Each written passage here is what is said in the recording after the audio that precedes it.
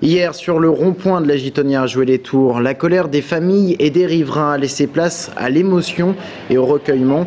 Plusieurs dizaines de proches ou de parents d'élèves sont venus se recueillir ou apporter leur soutien. Ils ont déposé des fleurs et sont restés tard dans la soirée. Une émotion vive également ce matin au moment de la rentrée des classes. L'ambiance était lourde. Certains enfants étaient restés chez eux et en cette fin de journée, une marche silencieuse a été organisée. Christelle Montagudo, Romain Delville. C'est dans un silence quasi solennel que les amis, les familles et habitants de Joué-les-Tours ont marché en mémoire de la petite victime et des enfants blessés encore à l'hôpital Clocheville. Deux d'entre eux, plus sérieusement touchés, sont dans un état stable ce soir. Et puis, il y a les deux camarades venus lui rendre hommage en lui apportant des fleurs. C'est une population entière qui exprime sa tristesse.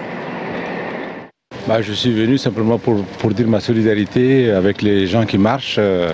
Parce que nous sommes une ville en deuil et puis j'exprime avec tous les Jocondiens, avec tous les gens du quartier de la Rabière.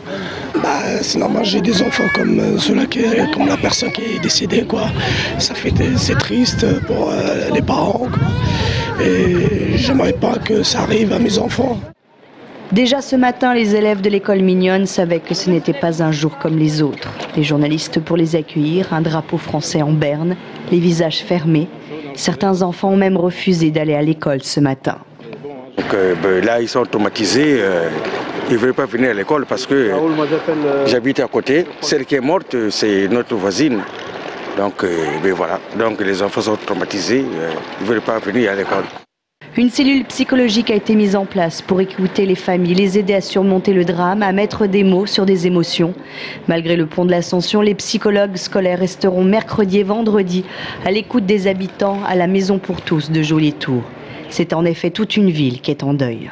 Je le vis avec beaucoup de tristesse parce que vous le savez, le rôle d'un maire dans ces moments très tragiques que malheureusement j'ai déjà connus, c'est d'être en médiation entre parfois les forces de l'ordre hier qui étaient là pour faire leur métier et faciliter les soins, mais qui ont été mal ressentis dans leur comportement, et calmer une population qui a été extrêmement généreuse mais qui s'est sentie montrée du doigt hier. Donc hier soir, tout le travail que nous avons fait avec les élus et avec les médiateurs était de calmer la situation pour éviter que derrière ce drame humain, avec déjà la perte d'un enfant, on ait d'autres difficultés de sécurité publique.